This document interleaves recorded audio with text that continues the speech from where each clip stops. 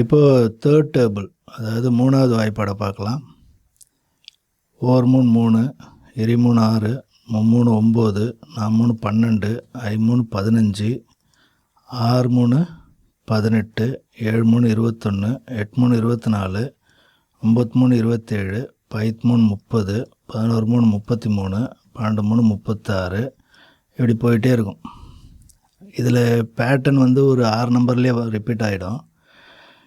பார்த்தா இது தெரியாது. 3 6 9 12, இதில் 3 இருக்குது, இதில் 2 இருக்குது, எங்கே பேட்டர்ன் ரிப்பீட் ஆகிருக்கு, இங்கேருந்து 3 6 12ன்னு ரிப்பீட் ஆகுதா அப்படின்னா இதில் இருக்கிற பேட்டர்னே வேறு. இந்த 3 அப்படியே எழுதிக்கும், இந்த 6 எழுதிக்கும், இந்த 9 எழுதிக்கும் அப்படியே. ஆனால் இதை 2யும் 1யும் கூட்டு எழுதுவோம். 3 5 1 6, 8 1 9, அப்புறம் 2 1 3, 4 2 6, 7 2 9, 3 6 9, இப்படி ரிப்பீட் ஆகிட்டே இருக்கும். 3 6 9 அப்படிங்கிற இந்த நம்பர்ஸ் வந்து ரிப்பீட் ஆகிட்டே இருக்கும். ஃபார் எக்ஸாம்பிள் ஒரு நம்பரை எடுத்துக்கலாம். அந்த நம்பர் வந்து இப்போ ஃபார் எக்ஸாம்பிள் 4 8 2 3 1 2 இப்படி ஒரு நம்பர் எடுத்துக்கலாம்.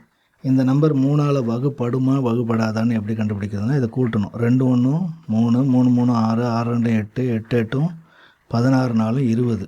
இப்போ 20 வருது. இப்போ 2யும் கூட்டினோம்னா 0 2 2 வருது. இது கண்டிப்பாக வகுப்படாது. ஏன்னா 3 6 9ன்னு வந்தால் மட்டும்தான் வகுப்படும். இப்போ ஃபார் எக்ஸாம்பிள் இந்த இடத்துல வந்து ஒரு 6 8 1 இது வந்து 3ஆல் வகுப்படுமான்னா 1 8 9, 9 6 15, 5 1 6 கண்டிப்பாக வகுப்படும். என்ன வகுத்து பார்க்கலாமா? 6 8 1 டிவைடட் பை 3.